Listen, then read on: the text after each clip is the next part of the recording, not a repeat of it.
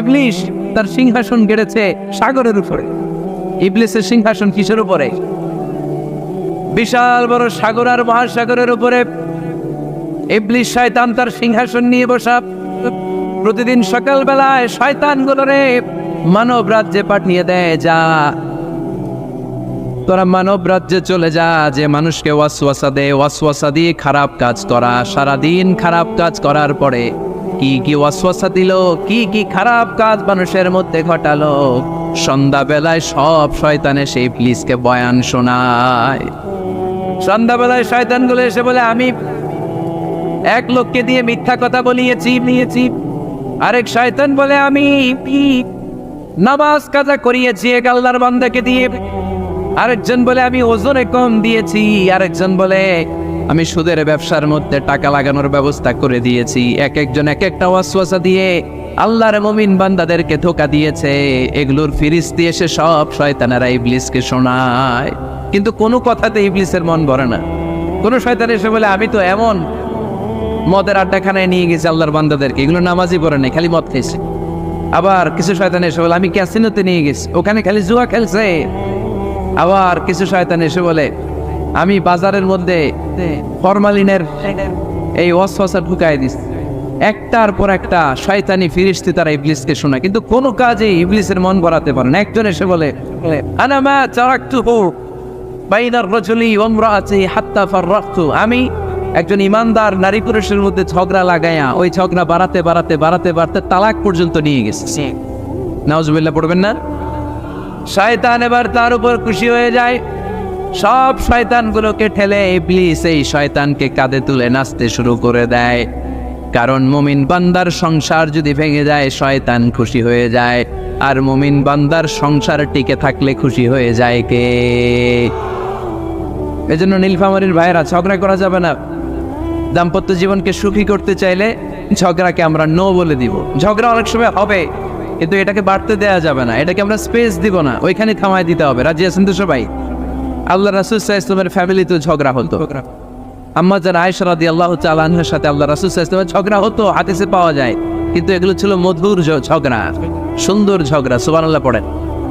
আল্লাহর হাবিব বলেন, ইয়া আয়েশা ইন্নী লা আ'লামু ইযা কুনতি আন্নী রাদিয়া ওয়া ইযা কুনতি আলাইয়া গাদবা। ও আয়েশা, তুমি কখন আমার উপর রেগে থাকো সেটাও আমি বুঝি, আবার কখন খুশি থাকো সেটাও বুঝি। আম্মা যারা এসে বললেন, ইয়া রাসূলুল্লাহ, ইয়া হাবিবাল্লাহ, কেমন করে আপনি বুঝেন যে আমি আপনার উপর রেগে আছি, আবার কেমন করে আপনি বুঝেন আমি আপনার উপর সন্তুষ্ট আছি? বিশ্বনবী বললেন, আয়েশা, তুমি যখন আমার উপরে খুশি থাকো, আমার উপর যখন তুমি রাজি থাকো, তখন তুমি দোয়ার সময় এইভাবে দোয়া করো, ওয়া রব্বি মুহাম্মদ, মুহাম্মাদের রব, আপনি আমাদের সব গুনাহগুলো মাফ করে দেন। আর যখন তুমি আমার উপর রেগে থাকো, তখন তুমি আমার নামটা মুখ দিয়ে উচ্চারণ করো না। ও আয়েশা, তখন তুমি দোয়ার সময় বলতে থাকো, ওয়া রব্বি ইব্রাহিম, ইব্রাহিমের রব, আপনি আমাদের সব গুনাহগুলো মাফ করে দেন। যখন তুমি খুশি তখন আমার নামটা মুখে নাও, যখন তুমি আমার উপর রেগে থাকো তখন তুমি আমার নামটা মুখে নিতে চাও না। আম্মা জান আয়েশা বললেন, ইয়া রাসূলুল্লাহ, ইয়া হাবিবাল্লাহ, মা হাজুরু ইল্লা ইসমাক, আমি শুধু আমার মুখ থেকে আপনার নামটারে সরায় রাখি, আমার হৃদয় থেকে কোনোদিন আপনারে সরাতে পারি না। মা হাজুরু ইল্লা ইসমাক, নবী হে, আমি তো শুধু মুখ থেকে আপনার নামটারে বাদ দেই, আমার হৃদয় থেকে তো আপনারে বাদ দিতে পারি না। আমার হৃদয় পুরোটা জুড়ে শুধু আপনি আর আপনি। চিল্লায় পড়েন আল্লাহু আকবার। তার মানে আম্মা জান আয়েশাও আল্লাহ রাসূল সাল্লাল্লাহু আলাইহি ওয়াসাল্লামের উপর রেগে থাকতেন মাঝে মাঝে। বিশ্বনবী মাঝে মাঝে রাগ করতেন। একবার খুব বেশি রাগারাগি হয়ে গেল, অনেক ঝগড়া হয়ে গেল। এবার আল্লাহ রাসূল সাল্লাল্লাহু আলাইহি ওয়াসাল্লাম খেয়াল করলেন না, এত ঝগড়া তো করা ঠিক হবে না। তখন আল্লাহর হাবিব সাল্লাল্লাহু আলাইহি ওয়াসাল্লাম বললেন, আয়েশা, চলো মিটমাট করি। কি করি? হ্যাঁ, মিউচুয়াল করি না, মিটমাট। এই যে ঝগড়া লাগলে আবার যে মিলায় দেয়, এটা কি বলেন আপনারা নীলফামারীতে? মিটমাট। আল্লাহ হাবিব সাল্লাল্লাহু আলাইহি ওয়াসাল্লাম বলেন, আয়েশা, চলো আমরা মিটমাট করি, আমরা আর ঝগড়া না করি। আম্মা জান আয়েশা বললেন, ঠিক আছে, চলেন মিটমাট করি। বিশ্বনবী বলেন, ঠিক আছে, একজনকে নিয়ে আসি যে দুইজনের মাঝে মিটমাট করাই দিবে। কারে নিয়ে আন? ওমরে ফারুককে নিয়ে আসি। আম্মা জান আয়েশা বলে, না, ওমরু গলিদ, ওমরের মেজাজ গরম, আমার ভয় লাগে। সুবহানাল্লাহ পড়বেন না? বিশ্বনবী বললেন তাহলে তোমার আব্বারে নিয়ে আসি, কই নিয়ে আসেন, আব্বারে খুব ভালো লাগে। বিশ্বনবী বললেন ঠিক আছে, তোমার কথাই রইল, ওমরকে ডাকবো না, তোমার আব্বা আবু বকরকে নিয়ে আসবো। বিশ্বনবী মিটমাট করার জন্য সাইয়েদনা আবু বকর রাদিয়াল্লাহু তাআলা আনহুকে ডেকে নিয়ে আসলেন। সাইয়েদনা আবু বকর রাদিয়াল্লাহু তাআলা আনহু ঘরে ঢুকলেন। বিশ্বনবী বললেন, আয়েশা, আমার আর তোমার মাঝে কি নিয়ে ঝগড়া হয়েছে? কথাটা কি তুমি বলবা নাকি আমি বলবো? আম্মা জান আয়েশা বলেন, আপনি বলেন, তবে মিথ্যা বললেন না, যা ঘটছে ওইটাই বললেন। ওলা তাকুলিল্লাহ হাক্কান, যেটা সত্য ওইটাই বলবে, অন্য কিছু বলবেন না। আবু বকর রাদিয়াল্লাহু তাআলা আনহু তো শুনে রেগে মেগে আগুন। কি এত বড় সাহস, বিশ্বনবীর সামনে দাঁড়িয়ে তুমি এভাবে কথা বলো? এই আদব শিক্ষা দিয়েছি তোমাকে আমি। রেগে গেলেন। বিশ্বনবী কি সত্য ছাড়া মিথ্যা কিছু বলবেন? রেগে মেগে চিৎকার করে মেয়ের গালের মধ্যে দিলেন এক চপেটাঘাত, এক থাপ্পড় খেয়ে আম্মা জান আয়েশা উল্টায় পড়লেন। আবার মারার জন্য সাইয়েদনা আবু বকর রাগে গড়গড় করছিলেন, মেয়েরে আবার মারার জন্য উদ্যত হলেন। বিশ্বনবী অবস্থা ভয়ঙ্কর দেখে সাইয়েদনা আবু বকরের সামনে দুই হাত মেলে এইভাবে দাঁড়িয়ে গেলেন। বিশ্বনবীকে যখন আবু বকর রাদিয়াল্লাহু তাআলা আনহু দাঁড়াতে দেখলেন, সাইয়েদনা আবু বকর মুহূর্তের মধ্যে থেমে গেলেন। সুবহানাল্লাহ পড়েন। সাইয়েদনা আবু বকর রাদিয়াল্লাহু তাআলা আনহু ঘর থেকে বের হয়ে গেলেন। এবার বিশ্বনবী আম্মা জান আয়েশার কাছে যেয়ে বলেন, ও আয়েশা, দেখো আমি তোমারে মাইট থেকে বাঁচাইলাম। আমি না থাকলে তোমার বাবা তোমারে আসে শেষ করে ফেলতো, ঠিক কি না? আমি বাঁচাইছি তোমারে। ইয়া আয়েশা কাইফা রাআইতিনি আন খুসতুকি মিনার রাজুল, দেখছো আয়েশা কেমনে বাঁচাইলাম তোমারে? আজকে আমি না থাকলে এমন পিটতে দিতে তোমার বাবা একেবারে খবর হয়ে যায়। আম্মা জান আয়েশা লজ্জায় পড়ে গেলেন, হেসে দিলেন। বিশ্বনবীও হেসে দিলেন। সুবহানাল্লাহ পড়েন। দুইজনের এই হাসির আওয়াজ ঘরের বাইরে থেকে সাইয়েদনা আবু বকর শুনতে পেলেন। উনি শুনে তো অবাক, কিরে এতক্ষণ তৃতীয় বিশ্বযুদ্ধ, এখন আবার হাসে। ঘরে ঢুকলেন। ঘরে ঢুকার পরে আবু বকর রাদিয়াল্লাহু তাআলা আনহু বিশ্বনবীর বলেন, ইয়া রাসূলুল্লাহ, আশরিকানি ফি সিলমিকুমা কামা আশরাকতুমানি ফি হারবিকুমা। হে আল্লাহর রাসূল, আপনারা দুইজন ঝগড়া লাগলে মিটমাট করার জন্য আমারে যেমনি ডাকেন, আপনারা যখন সুখ আনন্দ আর হাসাহাসিতে ব্যস্ত থাকেন, ওই হাসির সময়গুলোতে শেয়ার করার জন্য তখনও আমার একটু ডাইকেন। পড়েন সুবহানাল্লাহ। ও নবী, শুধু ঝগড়ার সময় ডাইকেন না, শুধু মিলায় দেওয়ার জন্য ডাকবেন না। আপনাদের মধ্যে যখন সুখকর আনন্দময় হাসাহাসির মুহূর্তগুলো কাটে, ওই মুহূর্তগুলোতেও আমাকে এনে আপনারা শেয়ার করে দিয়েন। পড়েন সুবহানাল্লাহ। মুসনাদে আহমদ ইবনে হাম্বলের হাদিস। এই হাদিস প্রমাণ করে আল্লাহ রাসূল সাল্লাল্লাহু আলাইহি ওয়াসাল্লামের বড় ঝগড়া হতো স্ত্রীদের সাথে, তবে মধুর ঝগড়া, শিক্ষণীয় ঝগড়া। আওয়াজ করে বলতে হবে, ঠিক কি না? এজন্য ঝগড়া হবে, কিন্তু ঝগড়াকে বাড়তে দেয়া যাবে। তাহলে দাম্পত্য জীবন সুখময় করতে গেলে 1 নম্বরে স্যাক্রিফাইস, 2 নম্বরে ঝগড়াকে আমরা কি বলে দিছি আজকে? বলে গেছি ঝগড়াকে কি বলবো? নো। তাসলিমা নামে একটি মেয়ে হারিয়ে গেছে। ওসি সাহেব বলেছেন পিছনে পুলিশের কাছে যদি পাঠিয়ে দিতে পারেন ভালো হয়। ছোট্ট মেয়ে দেখলে জিজ্ঞেস করবেন তোমার নাম কি, যদি বলে তাসলিমা, 6 বছর বয়স, ওকে পাঠিয়ে দিবেন। 3 নম্বর, দাম্পত্য জীবন সুখময় করতে চাইলে দাম্পত্য জীবনের কোনো গোপন কথা কারোর সাথে শেয়ার করা যাবে না। এটা কবিরা কেউ না, এটাকে হারাম বলে ঘোষণা দিয়েছে কে? এটাকে বিষ্ণু বলেছেন আযমুল আমানা। স্বামী স্ত্রীর মধ্যে যে অন্তরঙ্গ মুহূর্ত কাটে, এই মুহূর্তগুলোর কথা কারোর সাথে শেয়ার করা যাবে? নীলফামারীর যুবক ভাইরা চিল্লায় বলে, এগুলো শেয়ার করা যাবে? বিষ্ণু বললেন খবরদার, এটা আযমুল আমানা। স্বামীর সবকিছু স্ত্রীর কাছে আমানত, স্ত্রীর সবকিছু স্বামীর কাছে আমানত। আবার বিষ্ণু বলেছেন, যারা স্বামী স্ত্রীর গোপন দাম্পত্য জীবনের কথা অন্যের কাছে শেয়ার করে দেয়, তারা হলো আশারুন নাস, পৃথিবীর মধ্যে সবচাইতে নিকৃষ্ট মানুষ। এরা নিকৃষ্ট, এদের চাইতে নিকৃষ্ট আর কেউ হতে পারে না। উলাইকা কাল আনআম বাল হুম আদাল। এরা পশুর চাইতেও নিকৃষ্ট, যারা স্বামী স্ত্রীর প্রাইভেট কথা, পার্সোনাল কথা মানুষের কাছে বলে বেড়ায়। আর সিবাহু হারাম, এই গোপনীয় সব কথাগুলোকে অন্যের কাছে প্রকাশ করা হারাম করেছে কে? চিল্লায় বলতে হবে কে? তাহলে খবরদার, নিজেদের দাম্পত্য জীবনের কোনো কিছু অন্যের সাথে শেয়ার করবেন। আমাদের বোনরা অনেক সময় একসাথে বসলে পেটের কথা, পিঠের কথা সব বলে ফেলায়, আছে না নাই? না বোনেরা, সব শেয়ার করলেও আপনাদের দাম্পত্য জীবনের কোনো কথা কখনো কারোর সাথে শেয়ার করতে পারবেন না। 4 নম্বর ফর্মুলা হচ্ছে অহেতুক সন্দেহ পরিহার করতে হবে। অনেক স্ত্রী আছে স্বামীরে খালি সন্দেহ করে, আছে না নাই? নীলফামারীতে এই সমস্যা নাই? আছে? এই যে ভুক্তভোগী পাওয়া গেছে, আছে না নাই? আছে। খালি সন্দেহ করে, এই তুমি ওদিকে তাকাইলে কেন, ওই বেডের দিকে তাকাইলে কেন, এই তোমার মোবাইল দাও, কারে ফোন দিলা দেখি, এই ফেসবুকের পাসওয়ার্ড দাও দেখি কি করছে, দেখি মেসেঞ্জারে কার সাথে চ্যাটিং করছে, আছে না নাই? এই যে অহেতুক সন্দেহ আপনার ফ্যামিলিটারে জাহান্নামের টুকরা বানায় দিবে। আবার অনেক স্বামী আছে স্ত্রীকে খালি সন্দেহ করে, এদিকে তাকালে সন্দেহ করে, ওদিকে তাকালে সন্দেহ করে, বাসায় থাকলেও সন্দেহ, বাইরে গেলেও সন্দেহ, এরকম আছে না নাই? না, অহেতুক সন্দেহ এটা পরিহার করবেন। এই সন্দেহ খুব খারাপ জিনিস। আমি ব্যক্তিগতভাবে অনেক কেস এরকম হ্যান্ডেল করেছি, এসে বলে হুজুর খালি সন্দেহ করে, এটা একটা রোগ।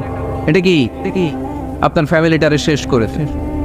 এজন্য অহেতুক সন্দেহ পরিহার করবেন। হ্যাঁ, সত্যি যদি পরকীয়ার কোনো ঘটনা ঘটে থাকে ওটা নিয়ে বসেন, ফেস টু ফেস কথা বলেন, ফ্যামিলি মিটিং করেন, সরাসরি সেটেল করার চেষ্টা করেন। কিন্তু অহেতুক সন্দেহ একটা রোগ। এই রোগ থেকে আল্লাহ তুমি দাম্পত্য জীবনকে বাঁচাও, আমরা আওয়াজ করে পড়বো আমিন। 5 নাম্বার, স্বামী স্ত্রী একে অপরকে আল্লাহর বিধান স্মরণ করায় দিবে। স্বামী যদি ফজরের সময় ঘুমায় থাকে, স্ত্রী ডেকে দেওয়ার দরকার আছে না নাই? আবার স্ত্রী যদি ঘুমায় থাকে, স্বামীর ডেকে দেওয়ার দরকার আছে না নাই? কোন স্বামী যাবে জান্নাতে, তার স্ত্রী যাবে জাহান্নামে, আবার স্ত্রী হবে জান্নাতি, স্বামী যাবে জাহান্নামে। এরকম আমরা চাই নাকি? আমরা যখন জান্নাতে যাব, আমার স্ত্রীর হাত ধরে একসাথে জান্নাতে ঢুকতে চাই, ঠিক কিনা? ঠিক কিনা? আবার আমার স্ত্রী যখন জান্নাতে যাবে, সে একা ঢুকতে পছন্দ করবে? এজন্য আমরা দুনিয়াতে যেমনি এক ছাদের নিচে, এক জায়গায়, এক বাড়িতে, জান্নাতেও আমরা এক বাড়িতে থাকতে চাই। আওয়াজ করে বলতে হবে, ঠিক কিনা? এজন্য গবেষকরা বলেছে স্বামী স্ত্রীর ভালোবাসাটাকে তারা বলে লাভ পিরামিড। কি পিরামিড? লাভ পিরামিড। এই ত্রিভুজ আকৃতি। কিরে ভাই? আচ্ছা, লাভ পিরামিড, ত্রিভুজ আকৃতি, ট্রায়াঙ্গেল। আপনারা ত্রিভুজ চিনেন? চিনেন? কথা কয় না। ত্রিভুজের কয় কোণা? কয় কোণা? 3 কোণা। এই যে এরকম, তাই না? তাই না? এই জন্য স্বামী স্ত্রীর ভালোবাসাটাকে বলে লাভ পিরামিড। উপরে এরকম সমুদ্রের মতো না, উপরে থাকে আল্লাহ, আর ডানে স্বামী, বায়ে স্ত্রী। এই 2 কোণায় স্বামী স্ত্রী, আর উপরের কোণায় আল্লাহ। স্বামী স্ত্রী যদি আল্লাহর আনুগত্যের দিকে যেতে চায়, যতই তারা the couple come to Allah, they come closer to each other. তারা যদি আল্লাহর কাছাকাছি যায়, তারা নিজেরাও কাছাকাছি হয়, ঠিক কিনা? ঠিক কিনা? তারা আল্লাহর কাছে যেতে যেতে যেতে যেতে আল্লাহর ইবাদতে যদি একেবারে আল্লাহর কাছে চলে যায়, তারা নিজেরাও কাছাকাছি চলে যায়, ঠিক কিনা? ঠিক কিনা? আর তারা আল্লাহর আনুগত্য থেকে যত দূরে সরে, তারা নিজেরাও নিজেদের থেকে তত দূরে সরে পড়ে। চিল্লায় বলেন ঠিক কিনা? লাভ পিরামিড এটা। এই জন্য the closer the couple comes to Allah, the closer the couple comes to each other. Couple স্বামী স্ত্রী আল্লাহর ভালোবাসা নিজের মধ্যে যত গাঢ় করবে, আল্লাহর আনুগত্য যত বেশি করবে, আল্লাহর ইবাদত যত করবে, নিজেরাও তত কাছাকাছি আসবে। আর আল্লাহর যত বলবে, নিজেদের মধ্যে বড় বড় ফারাক করে দিবে কে? তাহলে এই 5টা বিষয় স্বামী স্ত্রীর উভয়ের উপর বর্তায়। এগুলো মেনে চললে দাম্পত্য জীবনকে সুখময় করে দিবে কে? আল্লাহ। এবার আমরা শুনবো আমাদের বোনদেরকে। যে ডান দিকে আমি শুনলাম আমাদের বোনদের বিশাল প্যান্ডেল, আছে না নাই? আজকে বোনদের দিয়ে শুরু করি। স্ত্রীদেরকে আল্লাহ কি দায়িত্ব দিয়েছে? একটা ফ্যামিলিকে সুন্দর করতে, একটা দাম্পত্য জীবনকে সুন্দর করতে। স্ত্রীর 1 নম্বর দায়িত্ব হচ্ছে she should make a comfort to her husband. স্ত্রীর উচিত স্বামীর জন্য ঘরটাকে প্রশান্তির নীর বানিয়ে রাখা। কি বানিয়ে রাখা? প্রশান্তির নীর। স্ত্রী হওয়া উচিত এমন যাকে দেখলে স্বামীর চোখ জুড়ায়, স্বামীর প্রাণ জুড়িয়ে যায়, স্বামীর হৃদয়টা ঠান্ডা হয়ে যায়, ঠিক কিনা? আর স্ত্রীর দিকে তাকালে যদি মেজাজ গরম হয়ে যায়, মেজাজ খিটখিটে হয়ে যায়, ঝামেলা আছে না নাই? ঝামেলা আছে। এজন্য মেহরবানি করে আমাদের বোনরা যারা, এমন কোনো কাজ করবেন না যেটা স্বামীর মেজাজকে খিটখিটে করে দেয়। কারণ আল্লাহ তাআলা আপনাদেরকে তৈরি করেছে লিতাসকুনু ইলাইহা, স্বামী আপনার কাছে গেলেই যেন তার হৃদয়টা প্রশান্ত হয়ে যায়, ঠিক কিনা? অনেক স্ত্রী আছে না জেনে না বুঝে স্বামীর সাথে এমন খিটখিটে মেজাজ দেখায় যেটা স্বামীর জন্য মেনে নেওয়া কষ্টকর। আমি একটা জরিপে পড়েছি, পৃথিবীর অনেক স্বামী স্ত্রীর কারণে হার্ট অ্যাটাক করে মারা যায়। আছে না নাই? এই তো ভুক্তভোগী পাওয়া গেছে। স্বামীর জন্য একটা ত্রাস হয়ে দাঁড়ায় স্ত্রী, ত্রাস। অনেক স্বামী আছে স্ত্রীর এরকম আচরণের কারণে, অতিরিক্ত প্রেসার ক্রিয়েট করার কারণে স্ত্রীদেরকে ভয় পায়। অবশ্য নীলফামারীর কোনো স্বামী তার স্ত্রীরে ভয় পায় না। ভয় পায় স্ত্রীরে ভয় পান কে কে দেখি?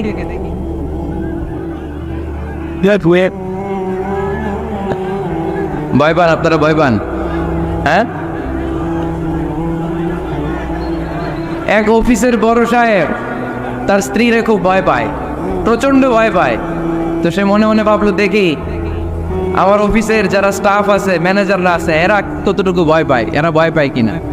তো একদিন সকালবেলা অফিসের সব স্টাফগুলোর একসাথে দাঁড় করে বলতেছে, এই আপনারা যারা যারা আপনাদের স্ত্রীদেরকে ভয় পান তারা ডান দিকে যান, আর যারা স্ত্রীকে ভয় পান না এরা বাম দিকে যান। অফিসের সব কর্মচারী ডান দিকে চলে গেছে, সবাই ভয় পায়, একজন শুধু বাম দিকে। বাম দিকে কয়জন ভয় পায় না, আর যারা ভয় পায় এরা ডান দিকে, ডান দিকে সবাই। তো বড় সাহেব ভাবছে, আলহামদুলিল্লাহ আমার অফিসে একজন হইলেও বীর পুরুষ আছে। তো বীর পুরুষের কাছে যেয়ে বলে, ঘটনা কি, আপনি মোটেও ভয় পান না? কয়, স্যার প্রতিদিন অফিস করার জন্য যখন ঘর থেকে বের হয় আমার বউ আমারে বলে দেয়, খবরদার সবাই যে দিকে যায় তুমি কিন্তু ওই দিকে যাইবা না,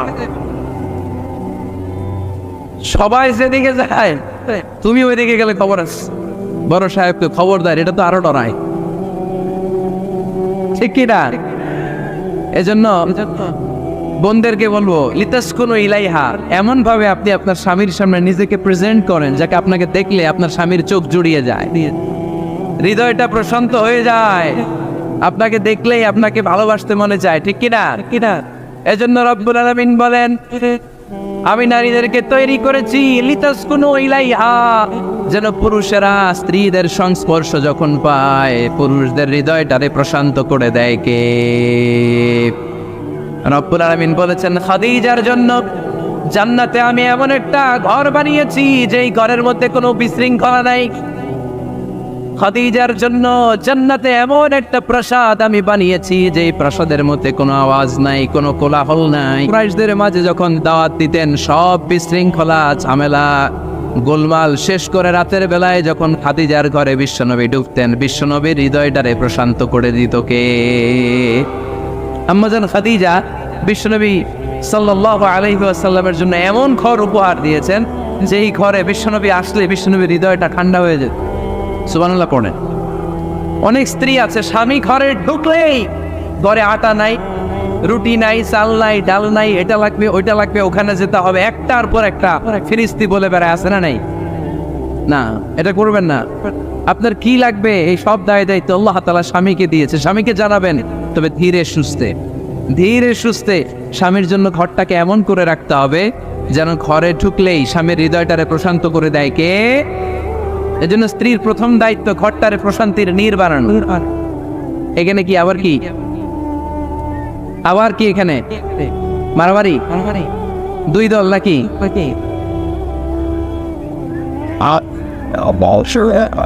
আপনাদের মনোযোগ আসছে না গেছে? কষ্ট হচ্ছে? হ্যাঁ, অনেক রাত হয়ে গেছে তো, প্রায় 10:30।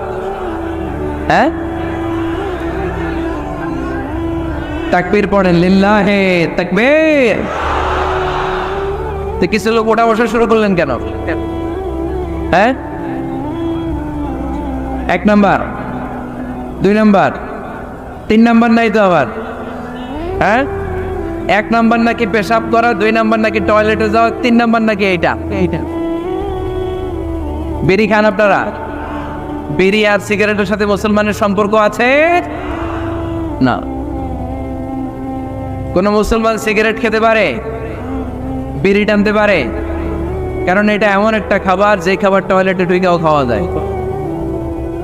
সিগারেট ছাড়া কোনো খাবার টয়লেটের ভেতরে খাওয়া যায়? কথা বলেন, খাওয়া যায়। এবং সিগারেট পৃথিবীর এমন খাবার যে খাবারের গায়ে এই খাবারের বদনাম লেখা থাকে, ঠিক কিনা? সিগারেট ছাড়া পৃথিবীর কোনো খাবারে ওই খাবারের বদনাম আছে? কথা বলেন। ধরেন আপনাদের নীলফামারীতে নতুন 1 প্যাকেট বিস্কিট বেরোচ্ছে, যে বিস্কিটের গায়ে লেখা এই বিস্কিট খাওয়ার 1 ঘন্টার মধ্যে ডায়রিয়া শুরু হবে। ওটা খাইবেন কে কে? খাবেন আপনারা? কি বলবেন দোকানদারে, তোর বিস্কিট তুই খা, তোর ডায়রিয়া হোক, ঠিক কিনা? কিন্তু সিগারেটের গায়ে কিন্তু লেখা থাকে স্মোকিং কজেস ক্যান্সার, ধূমপান স্বাস্থ্যের জন্য ক্ষতিকর, ধূমপান কর্কট রোগের কারণ, ধূমপান করলে এটা বিষপানের শামিল। এই সিগারেট এটা তৈরি হয় তামাক পাতা থেকে, টোবাকো প্ল্যান্ট। এই তামাক পাতা চাষ হয় নাকি নীলফামারীতে? হ্যাঁ, বাংলাদেশে সবচেয়ে বেশি, সবচেয়ে বেশি নীলফামারীর কোন থানায়? সদরে, শহর অঞ্চলে।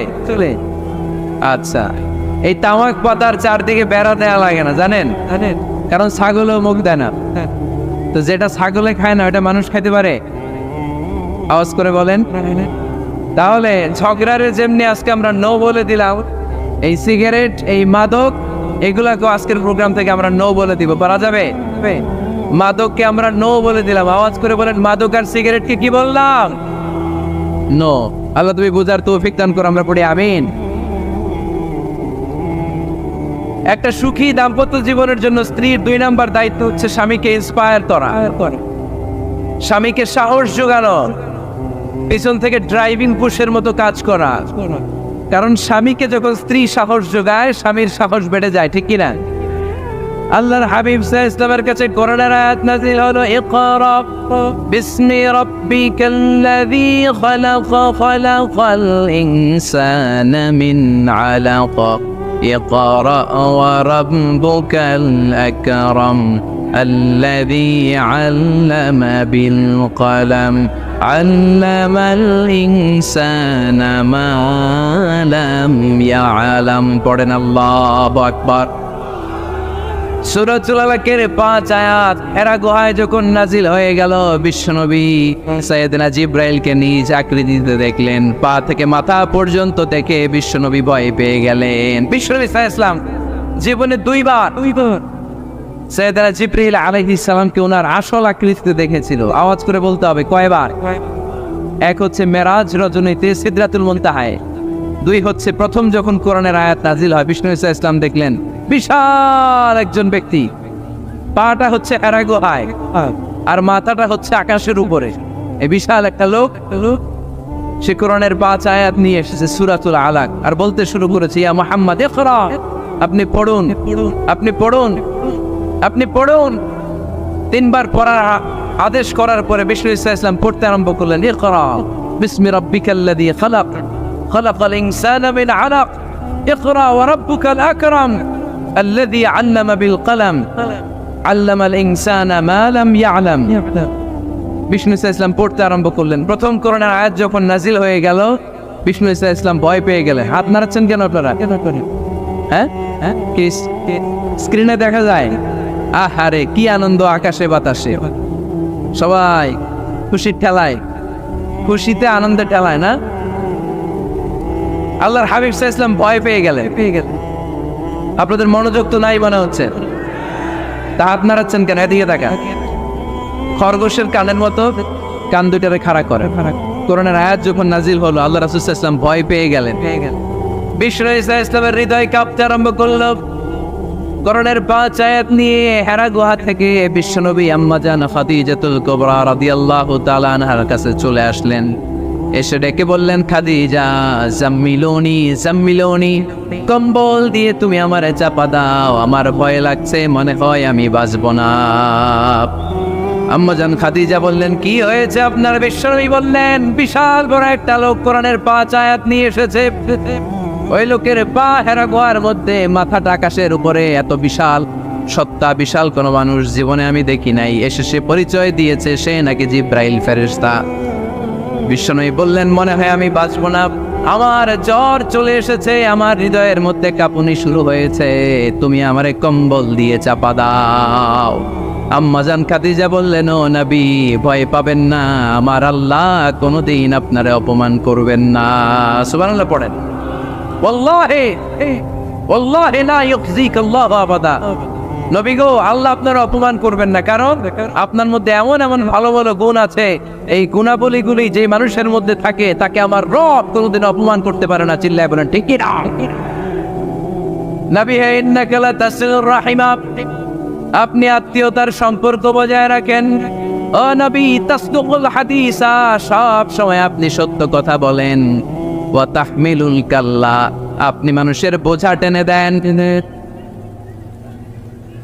ওয়া তাকসিবুল মা'দুমা, যার উপার্জন করার কেউ নাই, নিজে গায়ে খেটে আপনি তারে উপার্জন করে দেন। ওয়া তুআইনু আলা নাওয়াইবিল হক, সত্য যেখানে বিপন্ন সেখানে আপনি সাহসী সৈনিকের মতো দাঁড়িয়ে যান। সুবহানাল্লাহ। রব্বুল আলামিন বলেন, উন্না লিবাসুল লাকুম ওয়া আনতুম লিবাসুল লাহুন। ও নারীরা, তোমরা তোমাদের স্বামীদের পোশাক, আর তোমাদের স্বামীরা হলো তোমাদের পোশাক।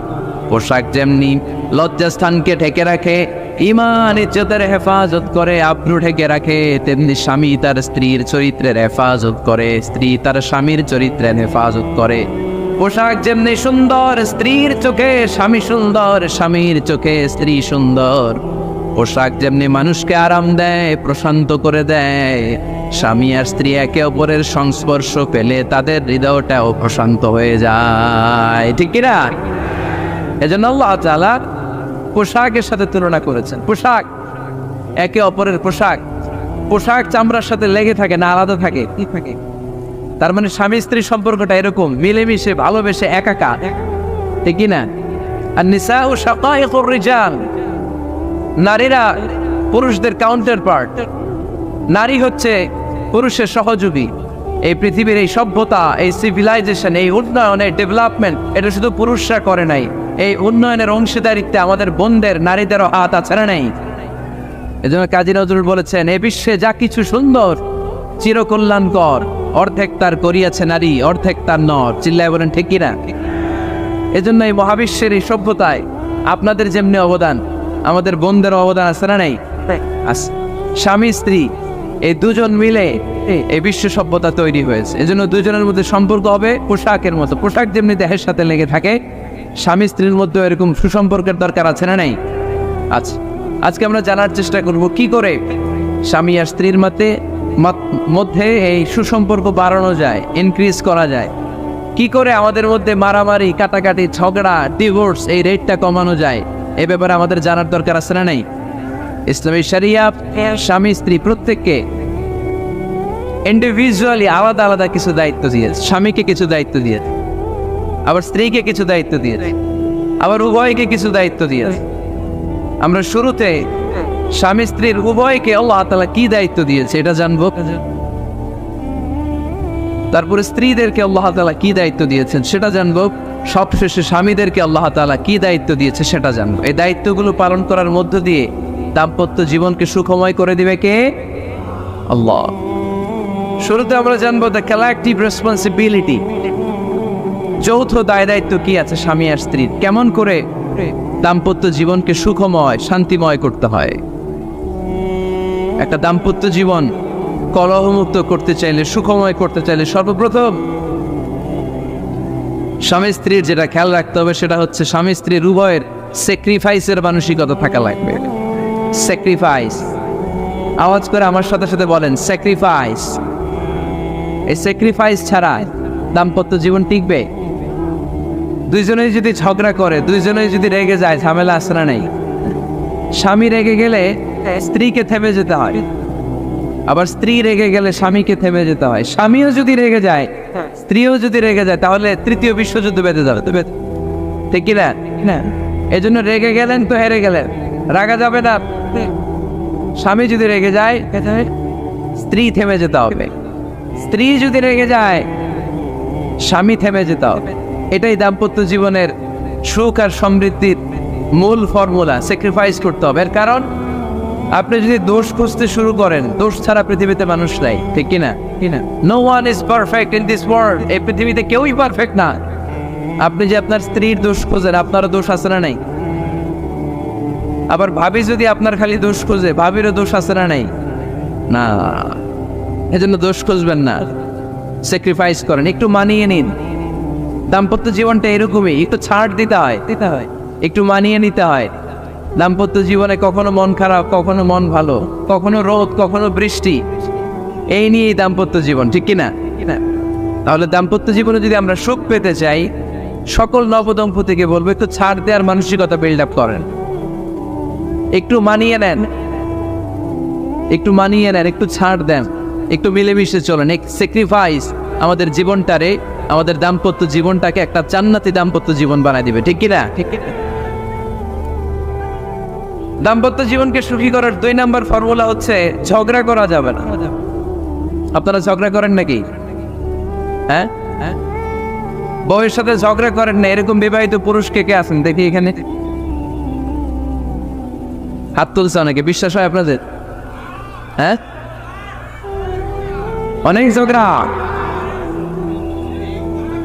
হ্যাঁ, আচ্ছা, মেয়েরা বেশি করে? না না, এই মহিলা প্যান্ডেল আছে এদিকে, এদেরকে জিজ্ঞেস করলে বলবে সব দোষ আপনাদের, আর আপনারা দোষ দিচ্ছেন এদের। তো ঝগড়া করবেন না মেহরবানি করে, সম্মানিত ভাইরা, ঝগড়া করবেন না। কারণ এই ঝগড়া থেকে, সামান্য ঝগড়া থেকে অনেক সময় বিচ্ছেদের দিকে চলে যায় সম্পর্ক।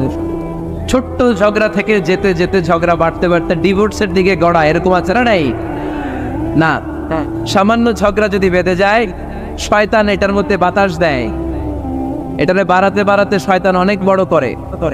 ইমানদারদের পরিবার ভেঙে গেলে শয়তান খুশি, আর ইমানদারদের পরিবার টিকে থাকলে আমার আল্লাহ খুশি। আমরা কার খুশি চাই? জোরে বলতে হবে, খুশি চাই কার?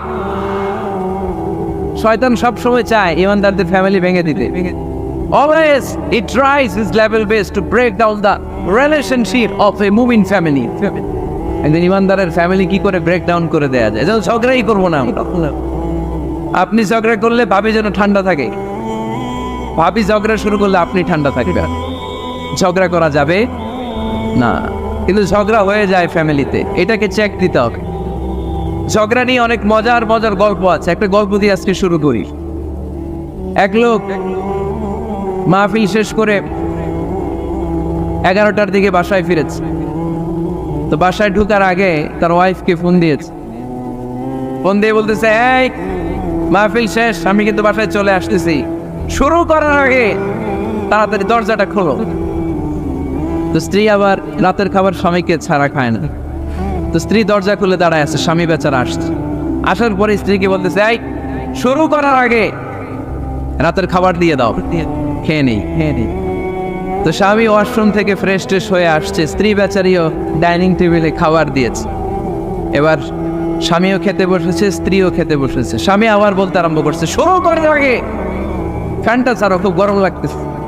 এবার তো স্ত্রী রেগে মেগে আসলেন, কি আসার পর থেকে শুরু করার আগে কি শুরু করার আগে?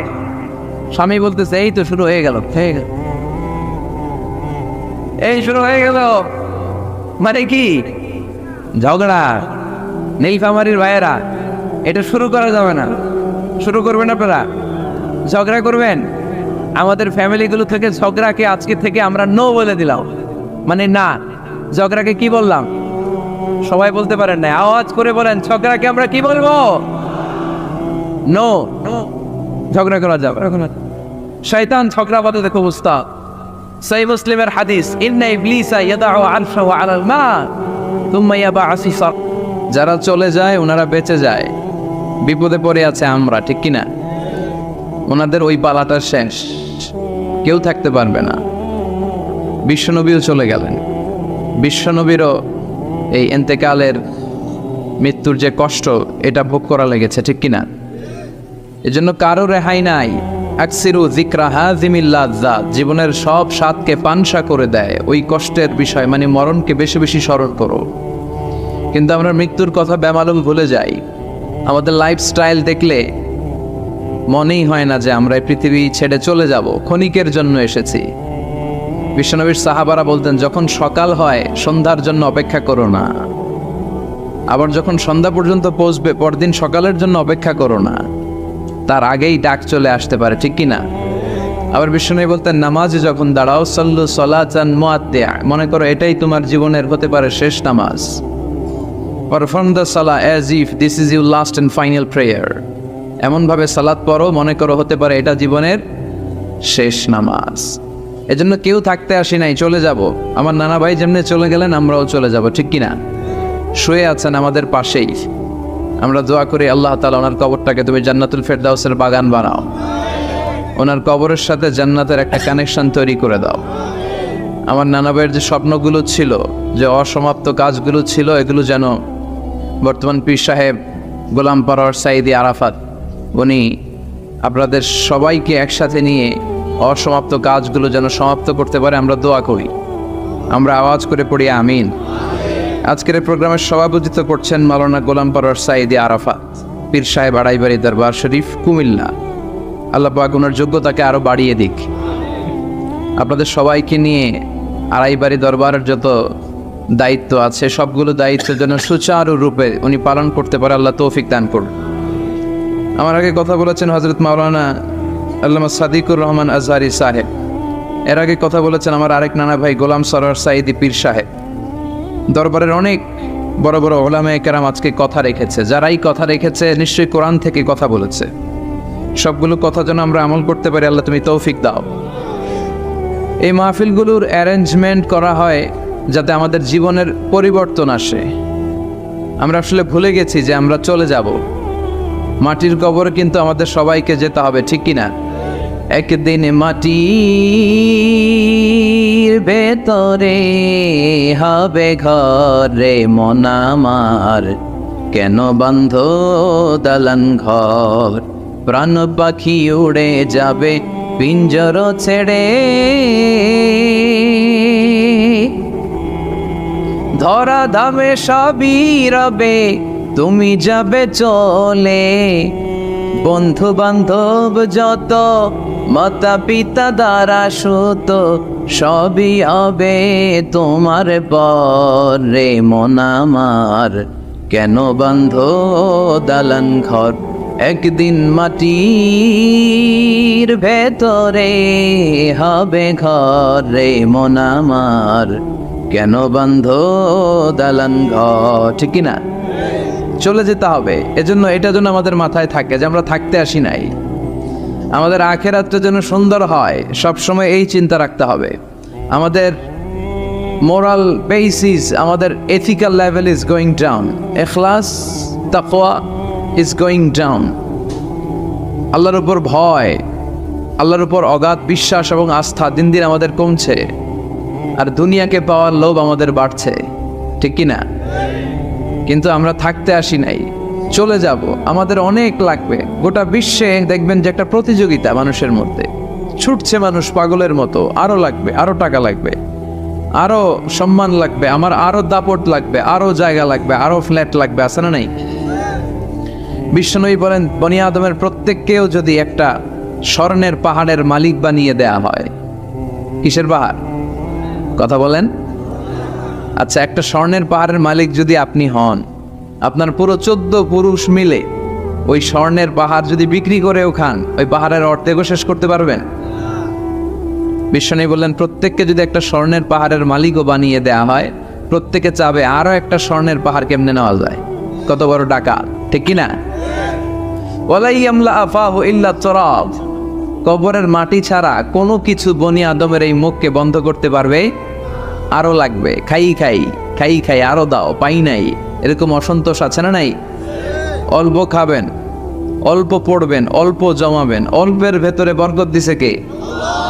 এজন্য বেশি বেশি আমরা করব না, অল্পে সন্তুষ্ট থাকবো, আর শুকর করবো একজনের, তিনি কে? কারণ তিনিই পারেন আপনার মনের সব জ্বালা যন্ত্রণা দূর করে দিতে। আল্লাহ পাক আমাদেরকে সহি সমঝ দান করুক।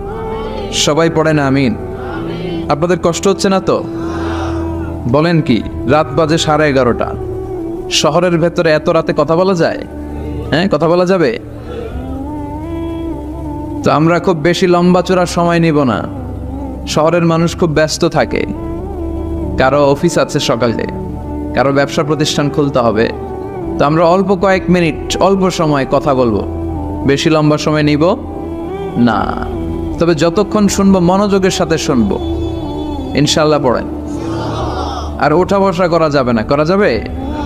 তো আমরা অল্প কয়েক মিনিট কথা শুনবো আমলের নিয়তে। আগে নিয়তটাকে খালিস করে নেই যে আল্লাহ, এই যে এত দামি সময় ব্যয় করে আমরা আসলাম, যা শুনবো এটা যেন আল্লাহ আমল করতে পারি। চিল্লায় পড়েন আমিন। আজকে কোরআনের সবচেয়ে দামি সূরাটা নিয়ে আমি কথা বলবো। সবচেয়ে দামি কোরআনে মোট সূরা কয়টা? সবাই বলেন। আমি যখন কথা বলি আমি ক্লাস নেই, তাফসির মাহফিলরে আমি বলি কি ক্লাস। তো ক্লাসে উত্তর করতে হয়। আমি সোজা কথার মানুষ, সোজা কথায় বিশ্বাসী, এত প্যাচগোজ নাই, সহজ কথা আমি ক্লাস করি। আমি তাফসির মাহফিলকে নিয়েছি যে আমি প্রতিদিন রাতে একটা করে শীতকালে ক্লাস করি। তো এই ক্লাসে উত্তর দিতে হয়। টিচার যদি প্রশ্ন করে উত্তর দেওয়ার দরকার আছে না নেই? আর টিচার প্রশ্ন করে, টিচার শিখায়, ছাত্র অমনোযোগী, ফেল করার সম্ভাবনা আছে না নেই? তো আমরা যেন পাশ করতে পারি, ঠিক কি না? যতক্ষণ কথা বলবো প্রশ্ন করলে আওয়াজ করে উত্তর দিতে হবে, বাঘের বাচ্চার মতো, ঠিক কি না? আজকে কোরআনের সবচেয়ে দামি সূরাটা নিয়ে আমি কয়েক মিনিট কথা বলবো, ইনশাআল্লাহ। পড়েন। এবার বলেন কোরআনের সবচেয়ে দামি সূরা কি? হ্যাঁ? আর ইখলাস, আর ইয়াসিন, আর রহমান, আর বাকারা। বাকারা মানে কি? গাবি মানে কি? গরু। গাবি মানে নাকি গরু? তো গাভীর নামে আল্লাহ কোরআন একটা সূরা দিলেন। গাভীর দুধ খাবেন বেশি বেশি। বিষ্ণু বলতেন আলাইকুম বি আলবানিল বাকার, তোমরা গরুর দুধ খেও। ফাইন্নাহা তুরাম্মু মিনাল আশজার, কেননা গরুর দুধ এটা ঘাস পাতার নির্যাস। গরু কি খায়? ঘাস খায়। আবার বিষ্ণু বলতেন গরুর গোশত খায়ও কম, দুধ খায়ও বেশি, কেননা ফাইন্না ফি লাবানিহা শিফা, গরুর দুধে আছে শিফা, ও ফি লাহমিহা দা, আর গোশতে আছে রোগ। এখন অনেক ডাক্তারের সিরিয়াল দিতে গেলে ডাক্তার বলে লাল গোশত যারা খায় এরা যেন আমার সিরিয়াল না নেয়, কারণ আমি যতই ওষুধ দিব কোনো কাজ করবে না।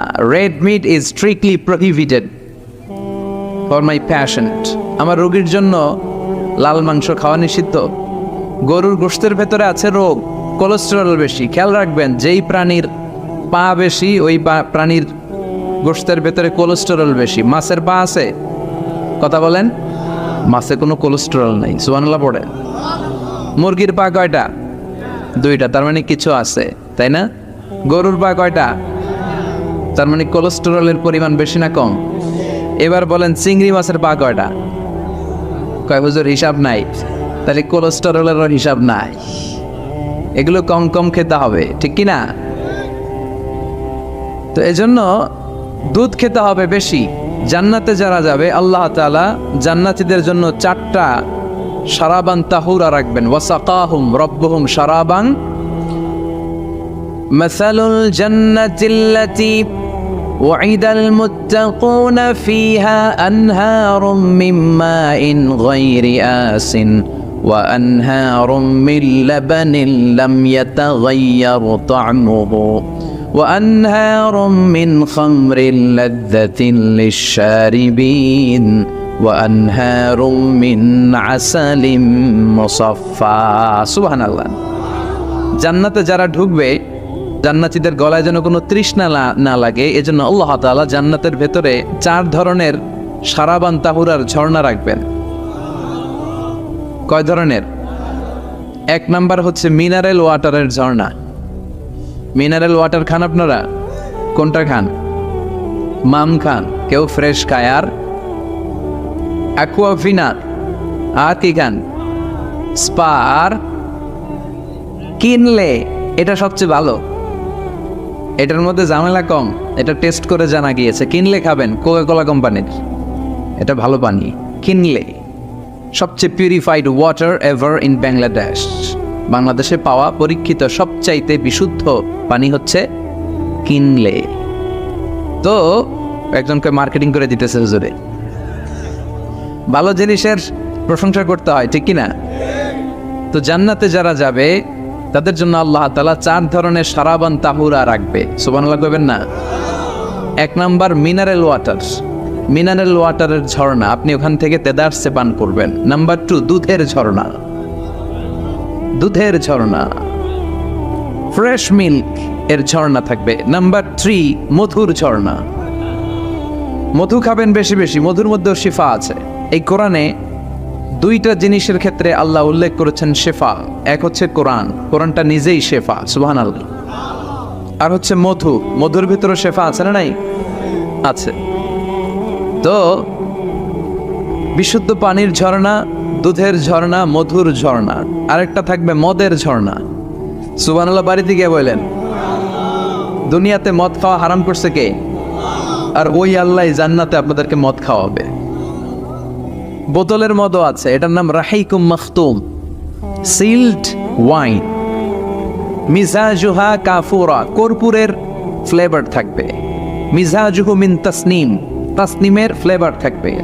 মিজাজুহা জানজাবিলা, জিঞ্জার ফ্লেভার, আদার ফ্লেভার থাকবে। সুবহানাল্লাহ পড়েন। কিন্তু ওই মদ খেলে মুখে দুর্গন্ধ হবে না, মাথায় মাতলামি আসবে না। আল্লাহু আকবার। কারণ ওই মদটা জান্নাতের যে সুন্দর সুন্দর সুঘ্রাণওয়ালা গাছ আছে, ফুল আছে, ওই ফুলের নির্যাস থেকে আল্লাহ বানাবেন। সুবহানাল্লাহ পড়েন। সেজন্য এই 4 ধরনের সুপেয় পানি আল্লাহ তাআলা জান্নাতীদের জন্য রাখবেন। এর চেয়ে দামি একটা পানি রাখবেন, ওইটার নাম হচ্ছে আল কাউসার। কি নাম? পড়েন, ইন্না আ'তাইনাকাল কাউসার ফাসাল্লি লিরাব্বিকা ওয়ানহার ইন্না শানিআকা হুয়াল আবতার। সুবহানাল্লাহ। কাউসারের একটা ঝর্ণা থাকবে। এই কাউসারের পানি আহলা মিনাল আসাল, হাউজে কাউসারের পানি মধুর চেয়েও মিষ্টি। আবিয়াদু মিনাল লাবান, দুধের চেয়েও সাদা। আবরাদু মিনাস সালজ, বরফের চেয়েও ঠান্ডা। এক ঢোক যে খাবে চিরকালের জন্য তৃষ্ণা মিটে যাবে। এই সবগুলো যেন আল্লাহ আমরা পান করতে পারি। আর জোরে পড়েন আমিন।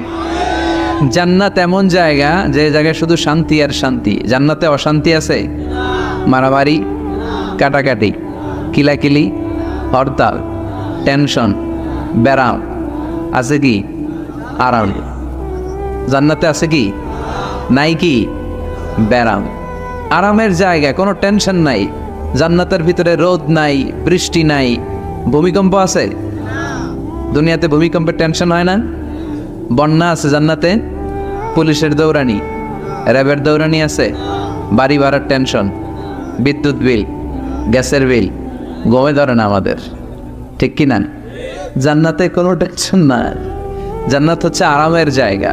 আপনারা যারা যাবেন জান্নাতে 60 হাত লম্বা হয়ে ঢুকবেন। আহলুল জান্নাতে জুরদা ওয়া মুরদা, জান্নাতীরা হবে পশমবিহীন। এই যে দুনিয়াতে দাড়ি রাখা ওয়াজিব বা সুন্নাতে মুআক্কাদা, কিন্তু জান্নাতীদের গালে কোনো দাড়ি থাকবে না, মোজ থাকবে না, গায়ে পশম থাকবে না। আবনাউ সালাসিন ওয়া সালাসিন, সব জান্নাতি পুরুষরা হবে 33 বছরের তাগড়া যুবক। আল্লাহ, এখানে যেমনি আমরা একত্রিত হলাম, তোমার জান্নাতেও যেন আমরা একত্রিত হতে পারি, তুমি তৌফিক দাও। আর জোরে পড়েন আমিন। এতগুলো কথা কোত্থেকে এসেছে জানেন? জিজ্ঞেস করেছিলাম সবচেয়ে দামি সূরা কোনটা? একজন বলছে বাকারা। বাকারা মানে গাভী, গাভী থেকে দুধ, দুধ থেকে জান্নাত। সুবহানাল্লাহ পড়ে। কোরআনের কথা শেষ হতে চায় না, ইন্টার রিলেটেড, তাই না? একটার সাথে আরেকটা মিলে থাকে। খেয়াল রাখবেন, আল্লাহর কথা রাসূলের কথায় কোনো ফাঁক ফোকর নাই, আছে? এজন্য এই দুইজনের কথাই আমরা মানব। বিদায় হজের ভাষণে বিশ্বনবী বলেছিলেন, লাকাদ তারাকতু ফীকুম আমরাইন লান তাদিল্লু মা তামাসসাকতুম বিহিমা কিতাবাল্লাহ ওয়া সুন্নাতা রাসূলি। আমি তো চলে যাব, রেখে যাব দুটো জিনিস, যদি দুটো জিনিসকে মেনে চলো কখনো বিভ্রান্ত হবে না। একটা হচ্ছে আল্লাহর কিতাব, আর একটা হচ্ছে বিশ্বনবীর সুন্নাত। এই দুইটা আমরা আঁকড়ে ধরবো। রাজি আছেন তো? পৃথিবী যেদিকে যাক, আমি থাকবো দুইটা নিয়ে, ইনশাআল্লাহ। পড়েন, কোরআনের সবচেয়ে দামি সূরা কোনটা বলেন? ফাতিহা। কিছু বলতেছে ফাতিহা, পিছনের ভাইরা কি বলবেন? হ্যাঁ, ইয়াসিন। আর আচ্ছা, এবার বলেন, আমি সহজ করে দিই, বলেন কোন সূরা না পড়লে নামাজ হয় না? এবার ক্লু পাইছে, এবার ক্লু পেয়েছে। এই সূরা ছাড়া নামাজ হয় না। আমি যদি পড়াই হবে না, এই মসজিদের ইমাম সাহেব পড়াইলে হবে না, কিন্তু বাইতুল মুকাররমের খতিব পড়াইলে আবার হবে। হবে না? শাইখ আব্দুর রহমান সুদাইস পড়ালে তো হবেই। খাইছে কত বড় মুফতি দেখছেন, ফতোয়া দিয়ে দিচ্ছে জি না, আসলেই হবে না। কারণ এটা এমন সূরা, এই সূরা না পড়লে নামাজ হয় না। বিশ্বনবী বুখারীর বর্ণনায় বলেছেন, আ'যামুস সুওয়ার ফিল কোরআন, কোরআনের সবচেয়ে দামি সূরা। এটা আমার বানানো কথা না, সবচেয়ে দামি সূরা। এই সূরার মতো সূরা কোরআনে তো নাই, তাওরাতের ভেতরেও নাই। ইনজিলের ভেতরেও নাই, জাবুরের ভেতরেও নাই। 60টা মাত্র আয়াত। কয়টা? কার কার মুখস্থ নাই হাত তোলেন। সূরা ফাতিহা মুখস্থ নাই কার কার হাত তোলেন। হিন্দু ভাই নাই কেউ? আমাদের অনেক মাহফিলে হিন্দুরা আসে, হিন্দুদেরও মুখস্থ। সুবহানাল্লাহ কইবেন না? আমি একবার লঞ্চের ভেতরে তুফানে পড়ছিলাম, তো লঞ্চ ডুবে যাবে তুফানের ধাক্কায়। তো দেখলাম লঞ্চের ভেতরে শুধু মুসলমানরাই জিকির করে না, হিন্দুরাও জিকির করে। তুফান থেমে যায়, জিকিরও থেমে যায়। কত বড় ডাকাত! তুফান শুরু, জিকিরও। সবার মুখে এক চিৎকার, বাঁচাও। আমি বললাম কে বাঁচাবে? হুজুর আমনে। ভাবছে আমি দোয়া কালাম পড়লে বেঁচে যাবে, তো আমি বললাম আমি যে বাঁচাবো, আমারে বাঁচাবে কি? মনে রাখবেন, কেউ বাঁচাতে পারে না, একজন ছাড়া। চিৎকার করে বলতে হবে তিনি কে। কোরআনের সবচেয়ে দামি সূরার নাম সবাই বলেন। এই সূরাতুল ফাতিহার মাত্র 7টা আয়াত। কয়টা আয়াত? এই 7টা আয়াত নিয়ে কয়েক মিনিট একটু আল্লাহর রাস্তায় কুরবানি করা যাবে না? কান দুইটা খরগোশের মতো খাড়া করে, খরগোশ কান খাড়া করে শোনে, এজন্য খুব পিন ড্রপ সাইলেন্ট, পিন পতন নীরবতাও খরগোশ কান দিয়ে শুনতে পায়। এই সূরাটা হচ্ছে আউয়ালু সূরা নাযালা কামিলান মিনাল কোরআন, কোরআনের সর্বপ্রথম নাজিল হওয়া পূর্ণাঙ্গ সূরা। এই সূরার আগে কোন সূরা পূর্ণাঙ্গ একসাথে নাজিল হয় নাই। কোন সূরার 5 আয়াত, 10 আয়াত, 20 আয়াত। আপনারা যে এখন সুন্দর কোরআন দেখতেছেন, বিশ্বনবীর সময় কি এই কোরআন ছিল? না। 23 বছরের লম্বা জিন্দিগিতে বিশ্বনবীর কাছে এই কোরআন নাজিল হয়েছে। পরবর্তীতে এটার কম্পাইলেশন করা হয়েছে, scripture, holy scripture, the Quran, whereof there is no doubt, no suspicion in it, and a guidance to those who are muttaqin. এটা এমন বই যেটাতে আল্লাহ কোনো ভুল রাখে নাই, মুত্তাকিনদের জন্য এটা পথ নির্দেশিকা হিসেবে আল্লাহ পাঠিয়েছে। পড়েন সুবহানাল্লাহ। তো সূরাতুল ফাতিহার আগে অনেক সূরা নাজিল হয়েছে, কিন্তু একটু একটু করে, পুরোটা একসাথে না। এই সূরাটা পুরোটা একসাথে সর্বপ্রথম নাজিল হয়েছে। এজন্য এই সূরাটারে আবার বলে ফাতিহাতুল কিতাব, মানে preface of the book, introductory সূরা। কোরআনটা খুললেই সর্বপ্রথম আপনার নজরে যে সূরাটা পড়বে, সূরাটার নাম সবাই বলেন সূরাতুল ফাতিহা। আবার বিশ্বনবী এটাকে বলেছেন কোরআনের মা। কি বলেছেন? চমৎকার একটা ইনফরমেশন না? মনে রাখতে হবে। তাহলে কোরআনের মায়ের নাম কি? মনে থাকবে? বলেন তো, সকল পৃথিবীর সব শহরের জনপদের মায়ের নাম কি? মাক্কাতুল মুকাররমা। তেমনি কোরআন আল কারীমের মায়ের নাম হচ্ছে সূরাতু আল ফাতিহা। এরপরে বিশ্বনবী বলেছেন এই সূরাটা হচ্ছে সূরাতুল ওয়াফিয়া, অখণ্ড সূরা। এই সূরাকে খণ্ড খণ্ড করে পড়া যায় না। কেউ প্রথম রাকাতে সূরাতুল ফাতিহার অর্ধেক, দ্বিতীয় রাকাতে বাকি অর্ধেক যে পড়ছে হইছে। কিন্তু কেউ প্রথম রাকাতে সূরা আর রহমানের 10 আয়াত, পরের রাকাতে বাকি 10 আয়াত। কোনো সমস্যা আছে? সমস্যা নাই। তার মানে এই সূরার নাম সূরাতুল ওয়াফিয়া, অখণ্ড সূরা। মানে এই সূরাকে খণ্ড খণ্ড করে পড়া যায় না, পড়লে পুরোটাই পড়তে হয়। সুবহানাল্লাহ পড়েন। আবার এই সূরার আরেকটা নাম হচ্ছে সূরাতুদ দুআ, দোয়ার সূরা। কিসের সূরা? কেমন করে আল্লাহর কাছে প্রার্থনা করতে হয়, দোয়া করতে হয়, ফরিয়াদ করতে হয়, সে কথা এই সূরার ভেতরে আছে না নাই? কারণ এই সূরাতে আমরা প্রতিদিন একটা দোয়া করি, ইহদিনাস সিরাতাল, মানে কি? আল্লাহ আমাকে সরল সঠিক পথ দেখাও। আমাদেরকে পথ দেখায় কে? চিল্লায় বলেন। আমি যদি কোনো দিন পথে ভুলে যাই, হাত ছানি দিয়ে কাছে নিও, মমতার বন্ধনে আমায় বেঁধে সব ভুল ক্ষমা করে দিও। আমি যদি কোনো দিন পথে ভুলে যাই, হাত ছানি দিয়ে কাছে নিও, মমতার বন্ধনে আমায় বেঁধে সব ভুল ক্ষমা করে দিও। পড়ে না আমি। আমরা যদি পথ ভুলে যাই, আমাদের পথ দেখায় কে? এজন্য এই সূরাটার নাম সূরাতুদ দুআ, প্রার্থনার সূরা। কেমন করে আল্লাহর কাছে প্রার্থনা করতে হয় এই সূরার ভেতরে আছে না নাই? এরপরে এই সূরার নাম হচ্ছে সূরাতুস সালাহ, নামাজের সূরা। কিসের সূরা? সব সূরা ছাড়া নামাজ হয়, সূরাতুল ফাতিহা ছাড়া নামাজ হয়? বিশ্বনবী বললেন লা সালাতা লিমান লাম ইয়াকরা বিফাতিহাতিল কিতাব। যে সূরা ফাতিহা তার নামাজে পড়ে না, তার নামাজ আল্লাহর দরবারে কবুল হয় না। এরপরে বিষ্ণু বলেছেন এই সূরার নাম সূরাতুশ শিফা। সূরাতুশ শিফা, শেফার সূরা, আরোগ্য লাভ করার সূরা। অসুস্থ ব্যক্তির গায়ে এই সূরা পড়ে ফু দিলে সুস্থ করবে কে? বিশ্বাস হয়? বিশ্বাস হইতে হবে, ঈমান থাকতে হবে। ঈমান যদি পাক্কা হয় তাইলে কাজ করবে, তা না হইলে কাজ করবে না। অনেকে বলে হুজুর আমি তো কত সূরা ফাতিহা পড়ে ফু দিলাম, কই আমার পেটে ব্যথা তো ভালো হয় না। যেটা কইছে তুই একটা ডাকাত, ঠিক কি না? ওর ঈমান নাই, ওর ঈমানে ঝামেলা। ফু দেওয়ার মধ্যে বেশ কম আছে না নাই? কিছু লোক আছে সারাদিন ফু দিলে মোমবাতি নিবে না, আর কিছু লোক আছে ফু দিলে পানিতে আগুন ধরে